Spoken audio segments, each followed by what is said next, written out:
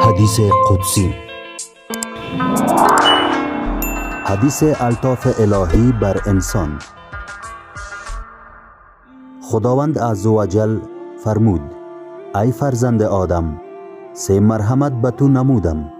اول، پنهان نمودم از تو چیزهایی را که اگر خانواده‌ات علم با آنها پیدا می کردند هرگز تو را پنهان نمی نمودند.